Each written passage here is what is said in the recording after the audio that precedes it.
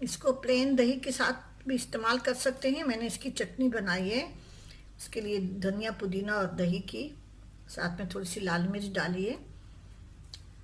आप ज़रूर बनाएं, सिंपल डिशेस होती हैं।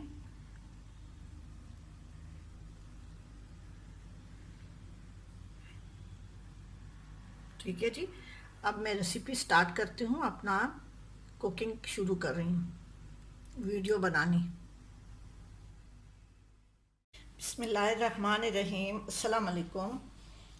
आज मैं माश की दाल गोश्त बना रही हूँ मटन में, एक डिफरेंट स्टाइल से, जो मैंने आज से 40 साल पहले किसी से सीखी थी।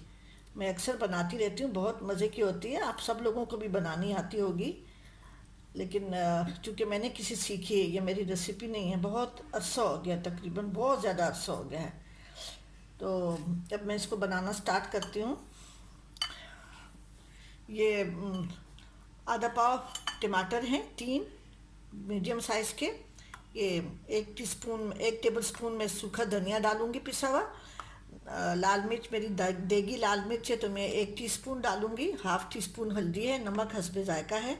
और ये माश की दाल है, आधा पाव। ये मैंने भिगो के रखा हुआ है। इसको मैं उबालूंगी और उसका पानी फेंक के मैं बनाऊंगी। और अभी मैं सिर्फ गोश्त को मसालों के साथ उबाल रही हूँ। बाद में इसका मैं मसाला बना के और फिर मैं डालूँ। अभी मैं प्याज वगैरह कुछ नहीं डाल रही हूँ। अभी ये मैंने मिक्स मटन लिया है। ये बोन के साथ भी है। मटन तो होता ही इस तरह से है। बोन के साथ है, बोनलेस तो बहुत कम ही लेते हैं, रान का निकलता है। ये मैं इसमें हाफ़ टी स्पून हल्दी डाल रही हूँ। 1 टेबल स्पून अदरक लहसुन का पेस्ट है। ये 1 टेबल स्पून में पिसा हुआ धनिया डाल रही हूँ।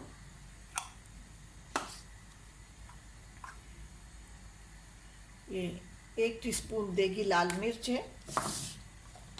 और नमक हस्ब जायका है। जब दाल डालूंगी तो मैं बाद में डालूंगी। और नमक, फिलहाल ये टमाटर मैं डाल रही हूँ। मैंने इसलिए बड़े टुकड़े किए हैं कि ये थोड़ा सा नरम हो जाएगा। फिर मैं इसको छिलका उतार के और इसी गोश्त के साथ में भून लूँगी।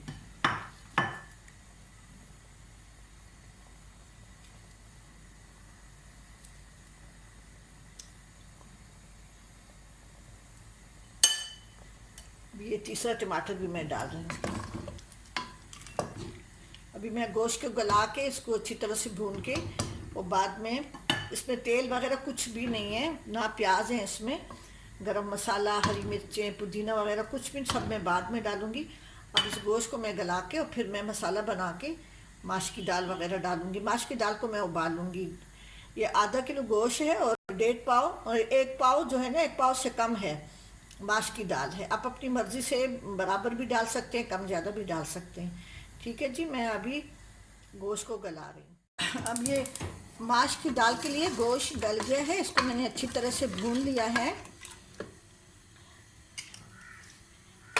अब इसमें मैंने एक मीडियम साइज़ की प्याज फ्राई की थी, आधी मैंने निकाल ली है। और आधी ये प्याज में, ये फ्राई प्याज में इसमें शामिल करूँगी।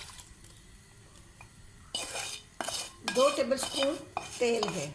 आप तेल घी अपनी मर्ज़ी के मुताबिक कम ज़्यादा कर सकते हैं। साथ में ये पुदीना है और गरम मसाला है।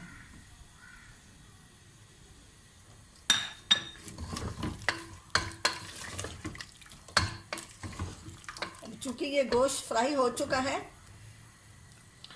इसमें मैंने ये माश की दाल उबाल के रखी थी। अभी मैंने इसको छान लिया है, उबाल लिया मैंने इसको। नमक मिर्च अपने हिसाब से डालें, कोई चीज़ ज़ाया ना करें। हर एक चीज़ जो है ना, ये दाल थोड़ी सी इसमें बची हुई थी, ये भी मैंने डाल दिए।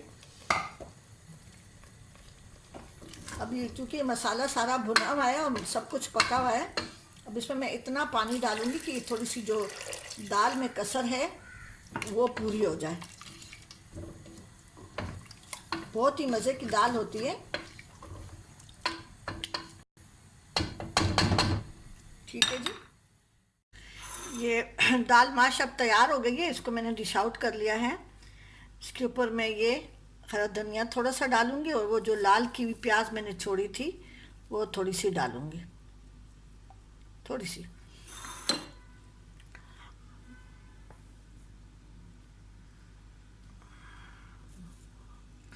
बहुत मज़े का फ्लेवर आता है इसके साथ। प्लेन दही या चटनी रखें तो बहुत ही मज़े की लगेगी।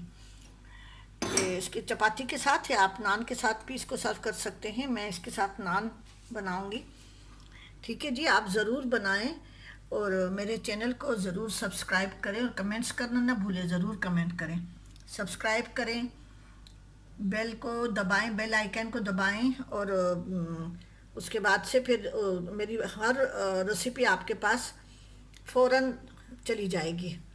आप बनाएं और सब्सक्राइब करें और कमेंट्स ज़रूर करें।